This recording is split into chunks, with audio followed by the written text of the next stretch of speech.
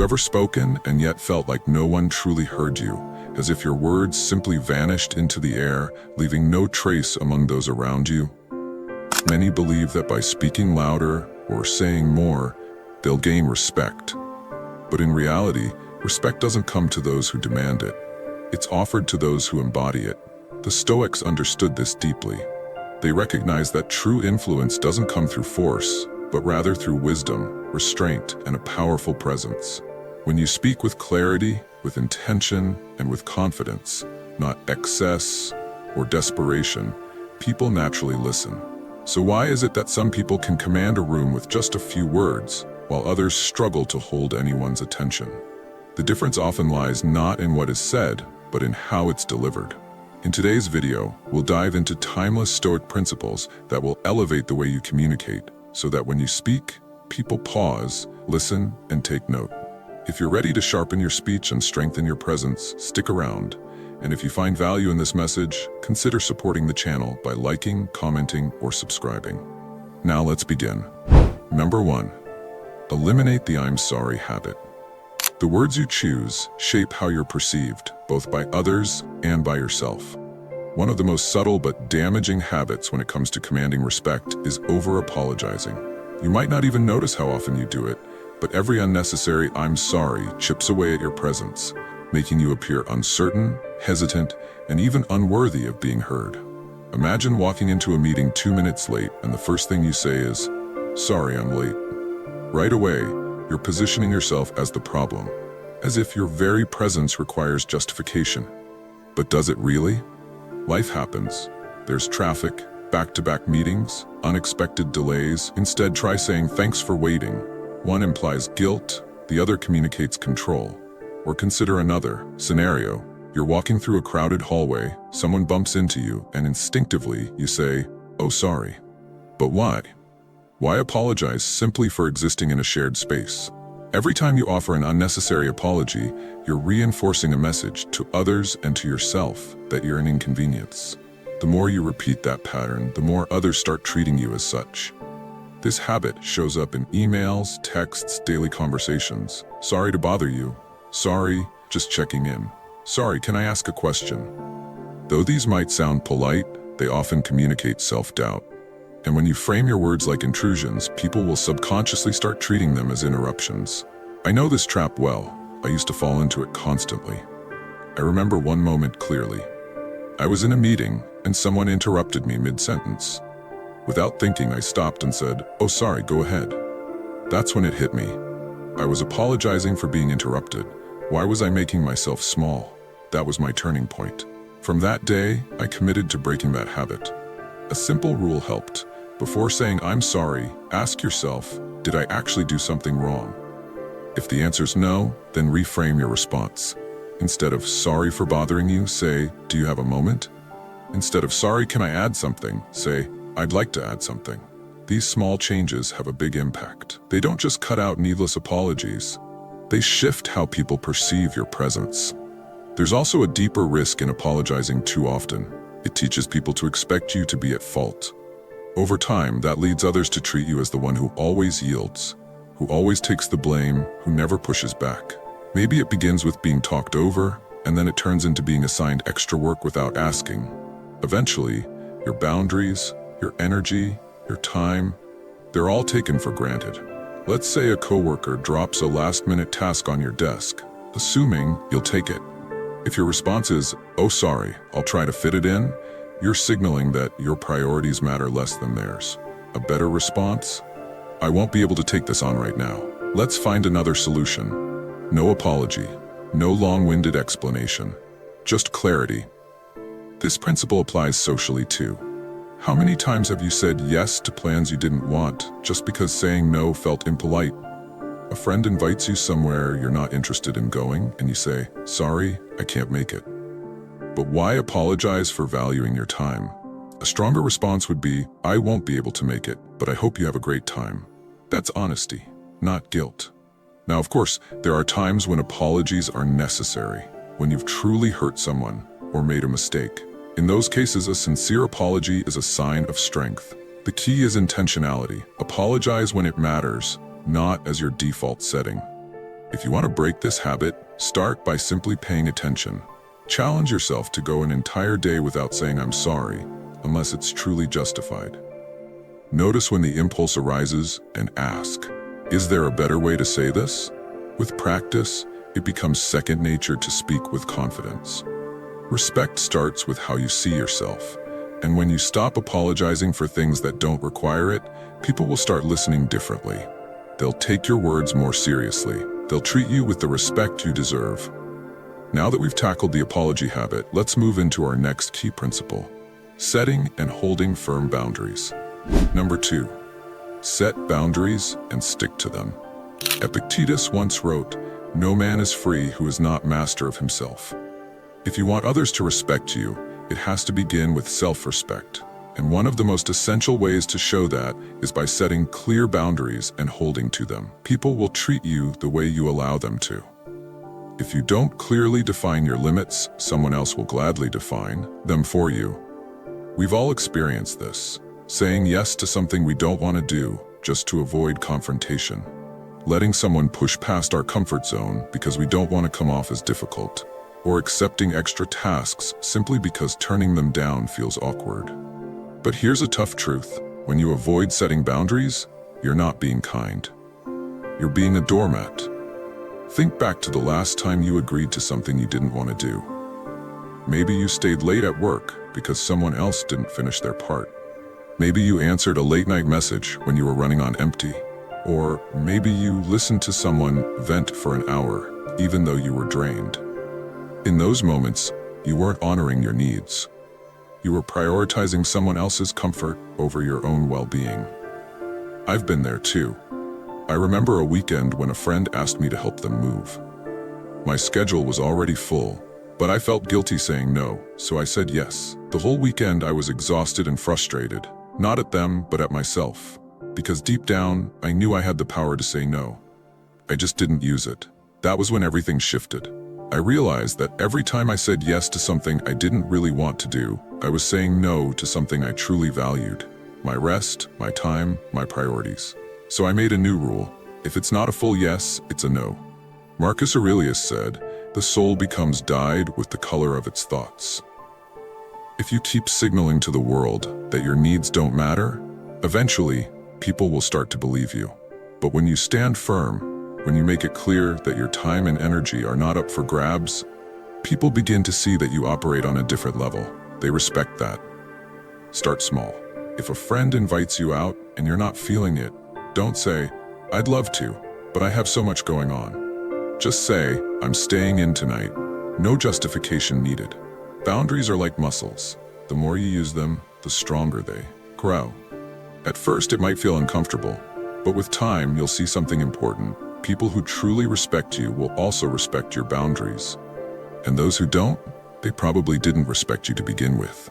Now that you understand the power of boundaries, let's move into something equally important: mastering the pause. Number 3, master the art of pausing. Seneca once said, "Silence is a lesson learned through suffering," and yet most people fear it. The moment there's a pause in conversation, they rush to fill it, rambling, over-explaining, or talking too fast, all in the name of seeming confident. But ironically, by doing this, they dilute the very power of their words. If you want people to truly listen, if you want your words to land with weight, you have to learn to pause. In today's world, quick responses are often mistaken for intelligence. Many think speaking fast makes them appear sharp. But the truth is, without pause, your words lose their shape. They blur into background noise instead of standing out with meaning. The brain isn't built to process a non-stop stream of rapid information. It needs space to reflect, to digest, to respond. That's why the pause is so powerful. Imagine this: you're presenting in a meeting. You rush through your points, hoping to sound competent. But when you finish, you're met with blank stares. Now picture a different approach. You speak with calm certainty. You make a strong point, and then you pause. You let the silence hold. Suddenly, people lean in. Your words settle. They stick. Some of the greatest speakers in history, from Winston Churchill to Barack Obama, mastered this technique. They knew that silence isn't empty. It's a tool. It creates emphasis, adds tension, and more than anything, signals authority. I had to learn this lesson myself. Early on, I thought being smart meant speaking more, answering questions quickly, filling every pause, explaining every thought. But after one particularly frenzied presentation, my manager pulled me aside and said, "You've got strong ideas, but you don't give anyone time to absorb them." That hit hard, and it was a turning point. The next time I spoke in a meeting, I slowed down. After each key point, I paused. At first, it felt awkward, like I'd forgotten what to say next. But then I saw something amazing happen. People paid closer attention. They asked better questions. Someone even told me afterward, that was powerful. Every word landed. Marcus Aurelius said, "Think before you speak, but when it's time to act, don't hesitate." Pausing isn't hesitation, it's precision. It says, "I trust my words to stand on their own." It projects confidence, not doubt. And this doesn't just apply to formal situations. Consider heated arguments. Someone raises their voice. Your instinct is to respond immediately. But what if you didn't? What if you paused instead? That silence shifts the entire dynamic. It forces the other person to sit with their own words. And suddenly, you're the calm one, the composed, respected one in the room. Even in casual conversation, this matters. Next time someone asks you a question, resist the urge to answer right away. Take a moment, think, then respond. It's a subtle shift, but it makes you appear thoughtful, the kind of person others naturally respect. Here's a simple exercise. In your next conversation, whether it's casual or professional, pause after each major point. Let your words breathe. At first, it might feel unnatural, but give it time. You'll start to notice the difference. People will not just hear you, they'll listen. Mastering the pause isn't just a communication skill, it's a power move. It shows that you're in control, that your words have value, and that silence, it's not something to fear, it's something to own. Now that we've explored the pause, let's move to another essential skill: using humor with intention without undermining your credibility. Number 4, use humor without becoming a clown. Seneca once wrote, "Laughter should not be abundant, nor should it be absent." There's a time and place for everything, and humor is no exception. It's a powerful tool. Used well, it can break tension, build rapport, and even make you come across as sharper and more relatable. In fact, research shows that effective use of humor makes people seem more competent and likable. But here's where it gets tricky. Misused, humor can do the opposite. It can quickly chip away at your credibility. There's a thin line between being witty and being the one no one takes seriously. If you turn every conversation into a joke, people will eventually start seeing you as the joke. Respect doesn't go to the person who's always cracking jokes. It goes to the one who knows when to be serious and when to lighten the mood. You've probably seen this firsthand, maybe in a meeting where someone kept making jokes. At first, everyone laughs, but as it continues, the effect wears off. Eventually, their words stop carrying weight. They're not viewed as a leader, just comic relief. I've made that mistake myself. Early in my career, I used humor to mask nerves. Every time I felt unsure, I'd crack a joke, thinking it made me more likable. And sure, people laughed, but they didn't take me seriously. I remember one team meeting where I joked about just being there to make the spreadsheets look pretty. Afterward, my manager pulled me aside and said, "You're better than that. Don't make yourself the punchline." That moment changed everything. So how do you use humor without undermining yourself? First, know why you're using it. Is it to ease tension? Reinforce a point? Build connection? If it's only for a cheap laugh, it might not be worth saying. Second, steer clear of excessive self-deprecating humor. A little humility is great, it makes you relatable, but constant jokes at your own expense can make you look insecure or unqualified. Instead of saying, "I have no idea what I'm doing," try, "I'm still figuring this out, it's a learning process." One makes you sound incapable. The other shows adaptability and confidence. Third, read the room. Not every joke works in every setting. Sarcasm might come off as arrogance. Dark humor could feel wildly out of place. Before you say something funny, ask yourself, will this add to the conversation or distract from it? Marcus Aurelius advised, let your words be few and well considered. That includes humor. It should serve a purpose, not take over your message. Timing matters too. The best humor is spontaneous but intentional. Use it strategically. A well-placed joke can shift the tone of a tense conversation or make your point stick. but only if it's controlled, not forced. When leaders use humor this way, it signals confidence, not a need for attention. Finally, don't use humor to deflect discomfort. Sometimes, the strongest thing you can do is be direct. If something's awkward or difficult, pause. Gather your thoughts. Speak with purpose. You don't need to laugh your way around the truth. Here's the bottom line. Humor is a tool, not a shield. Use it to enhance your message, not hide behind it. When you find that balance, people don't just enjoy your presence, they respect it. You'll leave an impression that's not only memorable, but grounded in credibility. Now that you know how to use humor wisely, let's look at a principle that's just as crucial, and one that speaks volumes about your integrity: eliminating gossip from your speech. Number 5, drop the gossip. Epictetus once said, "If you want to improve, be content to be thought foolish and stupid." In other words, if staying true to your integrity means walking away from gossip, so be it. Few things erode respect faster than gossip. The moment people realize that you speak about others behind their backs, trust begins to vanish. Because if you'll do it to one person, what's stopping you from doing it to them? Gossip is tempting. It creates this illusion of closeness, like you're sharing something secret, something exclusive. But in reality, it doesn't make you seem powerful. It makes you seem insecure. It signals that you don't feel valuable enough without tearing others down. Just consider the people you hold in high regard, the ones who naturally command respect. Are they the ones whispering in corners, dissecting everyone else's behavior? Or are they the ones who speak directly, with purpose, and don't waste their breath on cheap drama? The answer's obvious. I had to learn this lesson the hard way. There was a time when I casually slipped into office gossip. It didn't feel malicious, just small comments here and there about people's habits or personal lives. I thought it was harmless. But then one day, I overheard my own name being brought up in hushed tones. That moment hit hard. It made me realize something important. If they're talking about me behind my back, then I'm no different from them. From that day forward, I made a firm decision. I wouldn't engage in gossip, period. And people noticed. When you draw that line, when you refuse to participate, it sends a powerful signal. You're someone who can be trusted. Someone who doesn't need to diminish others to feel secure in themselves. And that level of integrity earns more respect than any shallow sense of belonging gossip might offer. So how do you break the habit? First, learn to recognize it. Gossip isn't always obvious.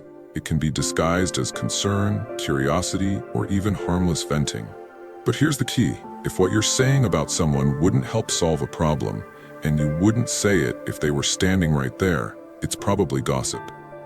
Second, redirect the conversation. You don't have to call someone out aggressively. You can shift the energy with just a few simple words. "I'd rather not get into that. What else is going on?" Or, "That's their business. I hope they're doing okay." These responses make it clear that you're not participating without creating confrontation. Marcus Aurelius once wrote, "Waste no more time arguing about what a good man should be. Be one." Don't get caught up in conversations about who's doing what, who's right or wrong, or what someone else should be doing with their life. Just focus on being the kind of person you'd admire, and let your words reflect that. The truth is, gossip might feel satisfying in the moment. It might even win you a laugh or two, but in the long run, it poisons your reputation. If you want people to trust you, to respect you, your speech has to reflect that. Speak with integrity. Avoid drama. Stay focused on the things that truly matter: your growth, your character, and your mission.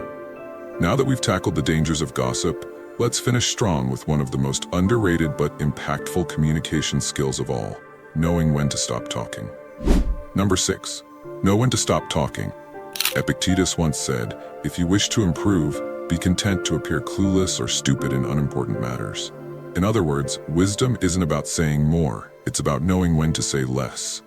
Many people struggle to be taken seriously not because they lack insight, but because they simply talk too much. It's an uncomfortable truth, but sometimes the most impactful thing you can say is nothing at all. We've all seen it. The person who keeps going long after their point is made. The one who dominates every conversation, unaware that they're slowly losing their audience. The one who fills every silent gap as though quiet is something to be feared. But here's the thing. The more you speak, the more you dilute the strength of what you say. I used to make this mistake myself. I believed that being persuasive meant explaining everything in full detail. I would over-explain, repeat myself, and jump to fill any pause. Then one day, after one of my long-winded explanations during a meeting, my manager pulled me aside and said, "You had them in the first 30 seconds, but then you lost them." That was a wake-up call. Talking too much often comes from a place of fear. The fear that if we stop speaking, we'll lose control of the conversation or be misunderstood. But true confidence isn't in flooding the room with words, it's in precision. The most respected communicators don't ramble. They speak clearly, trust what they've said, and understand that silence is not their enemy. It's their ally. Marcus Aurelius once wrote, "Do not waste what remains of your life in speculating about others unless it brings some benefit." The same idea applies to speech. Don't waste your words on things that serve no purpose. So how do you start shifting this habit? First, bring awareness to your tendencies. Do you often repeat yourself? Do you feel the urge to fill every pause? Recognizing your habits is the first step toward change. Second, practice pausing. Make your point, then stop. Let it breathe. Let people process it. It might feel awkward at first, but in time, you'll see the power of silence. It magnifies your message, not diminishes it. Third, trim the excess. Before you speak, ask yourself, what's the shortest, clearest way to say this? The best communicators say exactly what needs to be said. Nothing more, nothing less. This becomes especially powerful in high-stakes moments. Imagine negotiating your salary. You say your number, and then you stop. The urge is to keep justifying it, to explain why. But the smartest move? Say it, and stay silent. Let the weight of your words do the work. The same goes for arguments, interviews, even everyday conversations. When you stop talking at the right moment, people listen more. They take you more seriously. And above all, they respect you more. Now that we've gone through all 6 principles, let's close with one final thought. One that ties everything together. Conclusion: what it really means to command respect. Respect isn't something you demand, it's something you earn. It comes not from how loudly you speak, but from how intentionally you carry yourself, how purposefully you use your words, and how clearly you define who you are in every interaction. It's not about being the most dominant voice in the room or constantly trying to prove your worth. It's about presence. It's about self-respect. It's about speaking with intention, not just volume. When you eliminate unnecessary apologies, you show quiet confidence. When you set boundaries and stick to them, you teach people how to treat you. When you learn to pause, your words gain weight. When you use humor wisely, you remain credible without losing your humanity. When you refuse to gossip, you build trust. And when you know when to stop talking, your message lands harder and lasts longer. Put these principles into practice, and you'll start to see the shift, not just in how others respond to you, but in how you begin to see yourself. So, which principle do you feel you need the most right now? Let me know in the comments, and if this video helped you, don't forget to like it, subscribe for more content like this, and share it with someone who could use these reminders too. Speak with clarity. Carry yourself with strength, and never shrink to fit a space you've already outgrown. More powerful lessons are coming soon. Stay tuned. What are your views on this? Share your thoughts in the comments below. I will personally read all of your comments. And if you seriously want to level up in life, don't forget to show some love by hitting the like and subscribe button. Stay strong. Until next time.